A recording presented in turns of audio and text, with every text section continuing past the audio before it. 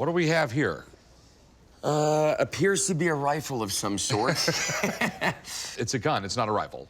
Okay. A rifle actually has rifling in it. It grooves down the barrel so that when the ball comes out, it spins and goes straight. This is a smoothbore musket. It's a carbine. A carbine is just a musket or a rifle with a shorter barrel. Muskets were never really accurate. During the Revolutionary War, they never said ready, aim, fire. They just said ready, level, fire. And just hope it went in the right direction. I'm looking to sell my antique gun today. It looks very old, possibly pre-World War I, but I don't know. I've had the gun for probably 2 years, and it's been sitting in a garage collecting dust. I'm looking to sell it today for around $2,000. If I make a sale today, I'd love to take my girlfriend possibly on a nice trip, not involving work. This is interesting. So where did you get this thing? I travel a lot for my job, and I walked into a random antique shop and saw this. Okay, this carbine, it's got a saddle ring in it, so this would go in the holster on the horse, and then you would have a piece of leather strapped to the horse, so that way if you dropped your gun, you wouldn't lose your gun. Model of 1843. This was super high-tech for 1843. Really? So there was a guy named John Hall. He invents this cool little process. It's a lot easier to load it right through here than lifting it up, everything going through here. Yeah. Okay, this gun. It even has a Vegas connection. Okay. When the Civil War broke out, the government wanted like a standardized 58 caliber musket for the infantry so everyone can have the same bullets and everything else like that. This was a different caliber, it was smaller. Okay. So this guy named Eastman, he buys like 5,000 of these off the government for $3.50. And then it cost him 75 cents to get them rebored. He made the barrel slightly larger to take the ammunition that they were using during the Civil War. Got it. And immediately turns around and sells it back to the government for $22. Smart guy, good deal for him. And the general involved was General Fremont, Fremont Street downtown. Oh, wow. It was in every newspaper in the United States about the Hall carbine affair. I had no idea this had so much history behind it. I think it's in good shape. So how much do you want for it? Considering it's from the Civil War, 2,000 would be cool. That might be right. I just really got to call a guy in because I don't know enough about it. I mean, in this business, when you don't know a little bit about something, it's a dangerous thing. So I'm gonna call my buddy. I'll be right back. Cool, thank you. Yeah, I'm gonna give Alex a call and let him take a shot at it. Oh, nice. The infamous Hall carbine. Hall North carbine. Okay. Well, I mean, there's a big difference, actually. Do you mind if I pick it up? No, please. Oh, yeah. So it's called a Hall North because Hall came up with the original rising breech block, but North perfected it. On an original Hall light rifle, there's a hook on the bottom, and you would pull back on the hook and push up, and the block would rise. The thing about the hook is it got in the way. It actually hooked on things. It really wasn't that efficient. So Simeon North came up with this idea. You pull this lever out to the side a little bit to get past the locking area, and you push up. Now, one thing that's really cool is it was designed to come apart really easily. And I'll show you what I mean. Just glad somebody's handling it and knows what they're doing. Okay. This comes out. Now, the reason behind this design is twofold. One, as you can take this apart so easily, it's much simpler to clean. You can also make repairs, and you could load it, conceal it, and if someone came at you, you could fire it at close range. Wow. Yep. It's like the first James Bond gun. Right. Pretty cool. And it's a total self-defense weapon. All right, I will put this back together. The gun actually looks to be in really nice shape. It is marked here, S North for Simeon North, Middletown, Connecticut, 1843. So this is an original configuration. So that's actually very good. All right. So the big question, what's it worth? I think if it fires, it could be worth about $5,000. Okay. Here's what I'd like to do. I know you like to see things fire. I was hoping we might be able to take it to the range. I'd like to fire it as a full carbine, but also I'd like to take the breech block out and try to fire it as a pistol. All right, do you know where the gun range is in Boulder City? Yeah, I can meet you there. All right, looks like we got a plan. Cool. I'll bring my stuff. I definitely like 5,000 more than 2, and hopefully it shoots and we can get anywhere near that number. Alex. Hey, Rick, how you doing? Oh, pretty good. So you're gonna shoot this thing, right? Yeah, I am. So I set up 2 targets today. First, I'll shoot the full-length carbine at the glass vase with blue-colored water. Then I'm gonna remove the breech from the carbine and use it like a pistol, and I'll shoot it at the balloon. So I'm gonna do a slightly smaller load of black powder than they would normally have used, just out of safety concern. Powder goes in the breech. A little bit of grease. Put it on the ball. Did they do that back in 1860, or we're just doing that today? We're doing that today for a little bit of safety. I give you 50-50 odds.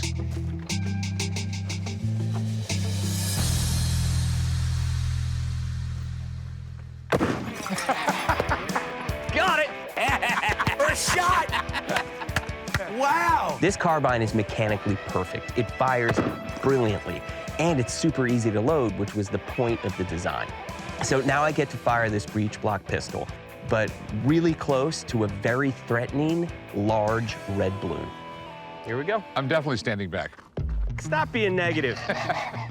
Any last words? I'm gonna stand behind you. Yeah, I'm gonna get closer because this would have been in like somebody's pocket. You know, the idea is like you're within a couple of feet of somebody. Yeah! That worked. That one worked. That works great. All right, super cool. I'll give you that. Everything works like a champ. Yeah. So he wants $2,000 for it. What do you think I can get for it? I think he's being generous. I think you'd get $5,000 for it. Retail. Retail. You'll retail it for $5,000. Okay. All right, thanks, man. I'll tell you if I get it. Thanks, Vinny. Thank you so much. All right, that was fun. So, what would you take for it? You still want $2,000? So what about like 3,500? I mean, the best I can do is $3,000. I mean, I'm gonna retail it for $5,000, but I gotta pay everybody, and like, there's 1,000,001 expenses. I'll tell you what, the fact that that you brought me out here and we got to fire it and have a lot of fun today is worth it, and I'm cool with the 3. All right, cool, man. Bring the gun down to the pawn shop. I'll have Alex clean everything up, and I'll get you paid. Thanks, pal. All right, cool, man. I'm happy we took a shot and came out here and saw that it worked. Hey, how can I help you? I have something here that might interest you. Paul Bunyan's sock. This is a British nautical telescope Okay. from about the mid-1800s. This is cool. I'm just a nerd about this stuff. The reason I like it is because it's brass, and I'm naturally attracted to brass. Okay. Well, I'm a diver, and I like anything that has to do with ships. I've seen it sold up in the 600 range. I really don't think I'd take less than 400 for it because I'm kind of in love with the brass. So where did you get it? Well, I was in Buenos Aires, and I went to this little antique shop, and there's this guy who claimed to be a retired admiral. And he had this guy shining and glimmering there, and I bought it. Okay. Not wearing my glasses, so what does this say? It says D. Philby, who was the importer, and he had a nautical instrument shop in Hamburg. And then this says day and night. Okay. That is definitely cool. You rarely see a night telescope. If you look through this telescope, it doesn't have a lot of magnification, okay?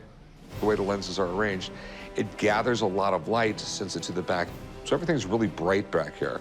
So at nighttime, when you are sitting in the mast of a ship and you're looking around for other ships, you'll go across like that, and you'll see a little twinkle of light you wouldn't have seen before because it gathers extra light. This is 19th century night vision.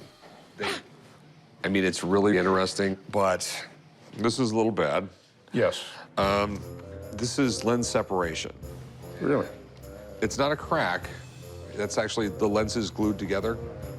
And you get a lot of that separation because the glues they use weren't really made the last 200 years. Okay, that explains why I couldn't get it off. Old nautical items are really collectible. They're popular because of their history, and people like to use them for decorations. But this telescope does have some condition issues, and it's going to affect its value. What do you want for it? Well, I'd be happy with maybe getting 400 out of it or something. Can I give you 300 bucks for it? Because for 300 bucks, you can get a much better telescope nowadays. Yeah, I know. How about 375? That's palatable.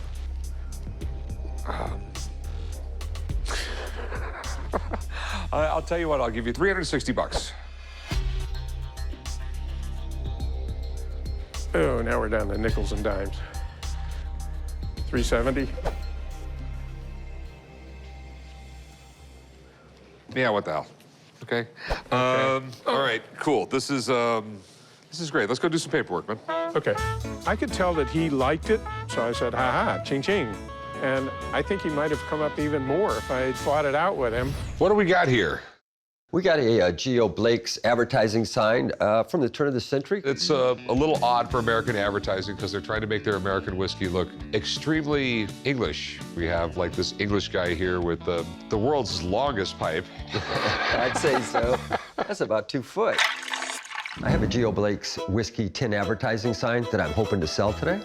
I've had the sign for a couple of years hanging on my wall. This is not really one of my highlight pieces. But I thought if I could get some money, I'd upgrade, get something really nice. I'd like to get $1,500 for the sign. I like it. Where did you get it? I bought it at a flea market in Chicago. Okay. It's definitely pre-prohibition. G.O. Blake. That was George O. Blake. He was in the whiskey business his whole life. He was down in Louisville, Kentucky, the whiskey capital of the United States.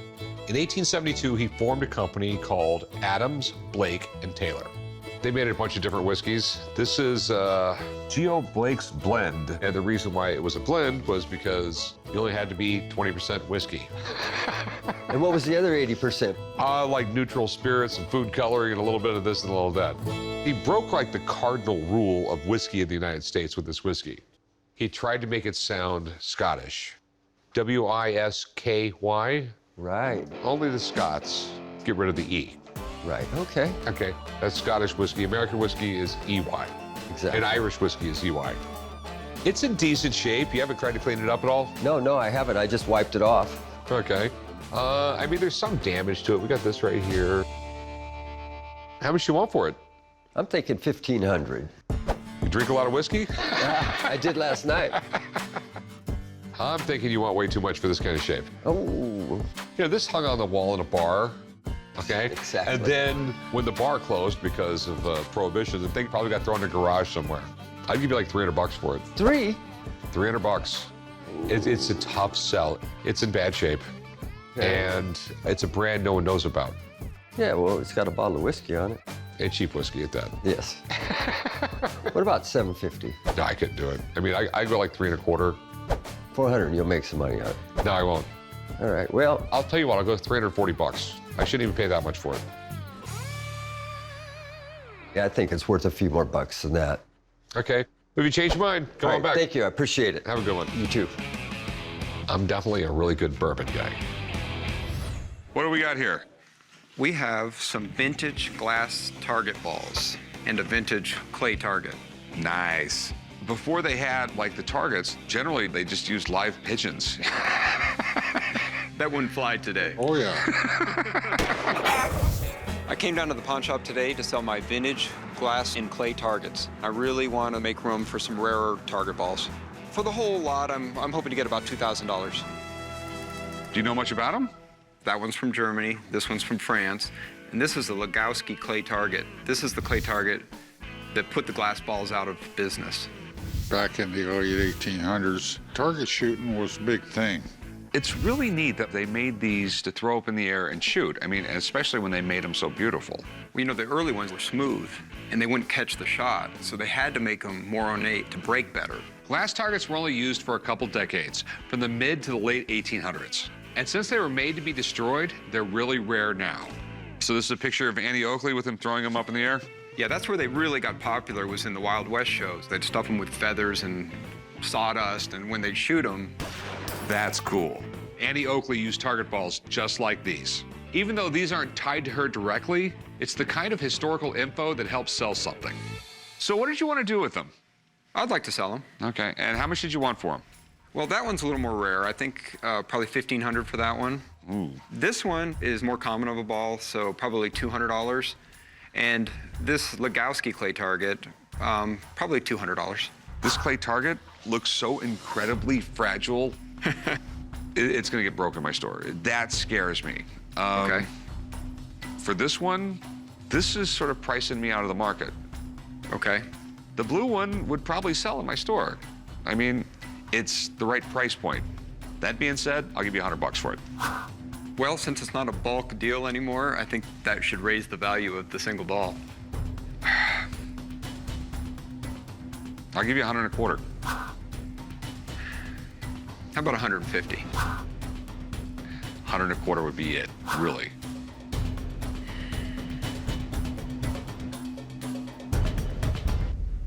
I'll go 125. Okay. This guy definitely knew a lot about antique target balls. I'm glad he was able to back down on his price a little. It was a great buy for the shop. What do we got here? We have a Velocipede, which is a small toy horse from the 1800s, made in France. And I'm looking to see if you're interested in buying it from me. Okay. I've ridden horses, but never this small.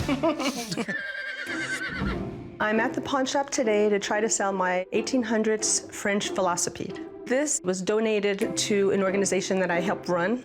When I first received this, I thought initially that it was an antique, so I didn't want to sell it at the yard sale. If I make the sale today, we're donating it back to the foundation. I'm hoping to sell this for $1,000. This is cool.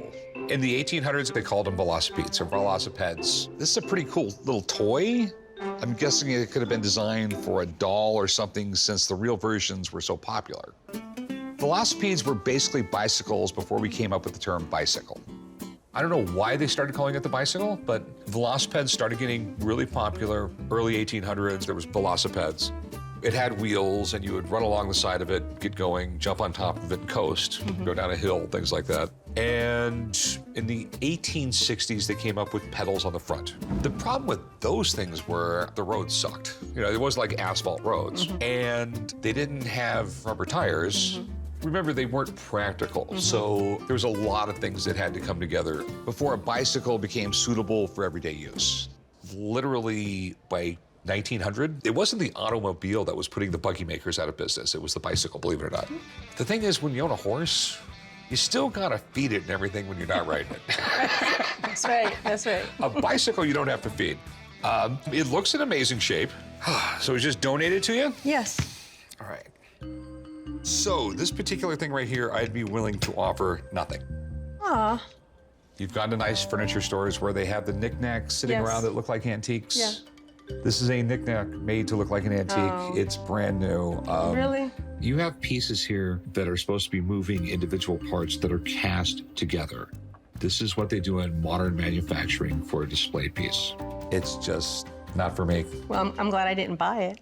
It's look cute sitting in your house somewhere in a corner, but like, besides that, it's not antique. It's just a knickknack. Got it. So have a great day. Thank you, you too. Sometimes customers bring in things and I just have to say, nay. What in the world do we have here? This is an 1865 food chopper produced by Starrett. All right, a food chopper. So it wasn't Ron Propio? Rompapil, no, no. Today I'm bringing in a Starrett food chopper. I purchased the food chopper from a estate sale. I'd like to sell the food chopper today because I need the money. I'd like to get $900 for it, but I'll see what they give me. If I sell it today, I'll probably reinvest it and try to make some more money. So what do you know about this thing? It was produced by a guy named Leroy Starrett. It was his second invention he had. It was put out the patent in 1865. Okay. So he actually made two different versions. One was a bigger version for the restaurants to help with that. This one was actually a home version. It's one of those inventions that's as old as time. You know, pre-industrial revolution, you might eat at a restaurant once in your life if you were lucky. It just wasn't something people did on a regular basis. After the Industrial Revolution comes, we've all of a sudden got multimillionaires. We've got people with disposable income. We've got people eating out of restaurants. We need ways to basically make food really fast. Yeah. I'd really like to see it get used. Cheryl, do you have is there anything here I could cut with this thing? It's like an old school, like, food processor thing. Let me go check see what I got. Okay. Food choppers like this one became really popular in the kitchen in the later half of the 19th century. This would cut food prep from hours to minutes. And even though it's not really revolutionary today, I'm curious to see if it really works. I'll let you do it. That way, if you break it, I don't have to buy it. So let's see what happens here.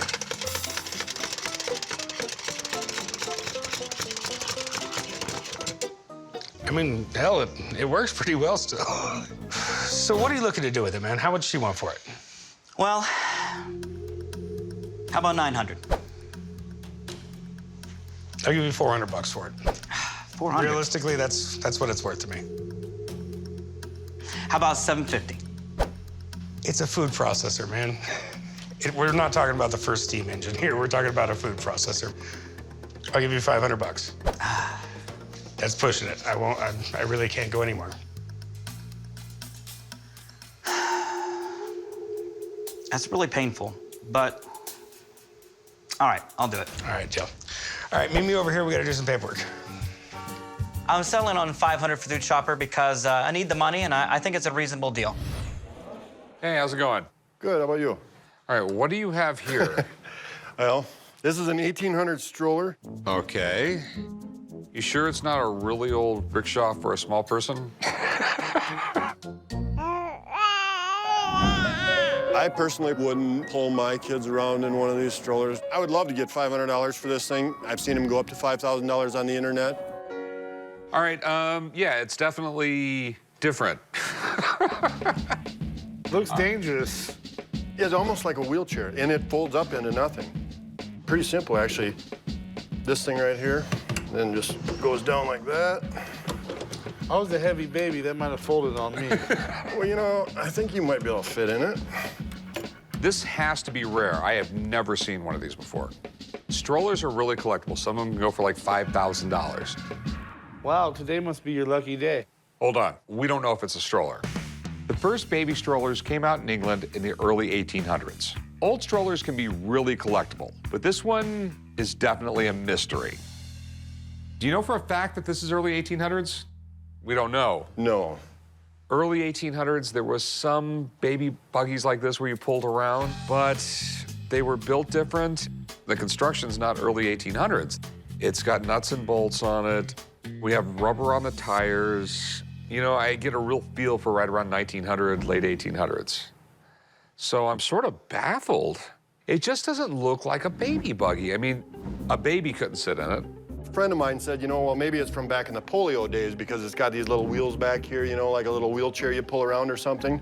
I'm assuming it's one of those things where there just wasn't a lot of them made, and that's why we don't know about it. This thing looks more like a prop from a horror movie than a baby carriage. I actually like it, but that doesn't mean it would be an easy sell. Man, how much do you think this thing is worth? You know, I don't know. How much did you pay for it at the auction? You really want to know? I've already said I paid $2.50 for it at the auction, all right?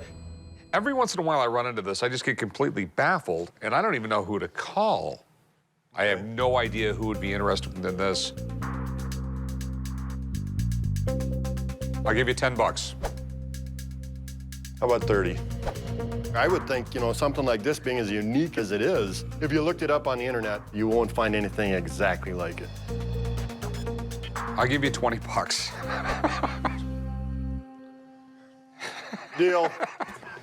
All right, chum. All right. Don't break it. You stroll this creepy thing over there and I'll write you up. All right. This thing's worth something to somebody. Now I just have to find that somebody.